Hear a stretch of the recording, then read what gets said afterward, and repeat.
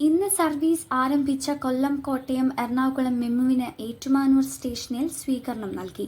എംപിമാരായ N.K. Premachandran, Kodikunnil Suresh എന്നിവർ കന്നിയാത്രയിൽ ഉണ്ടായിരുന്നു.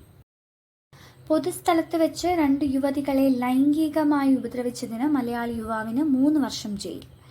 UK മലയാളികൾക്ക് അപമാനം ഉണ്ടാക്കിയത് ബിനു പോൾ എന്നയാളാണ്. 47 വയസ്സുകാരനായ ബിനു UKയിൽ എത്തിയിട്ട് 10 വർഷത്തിലേറെയായി.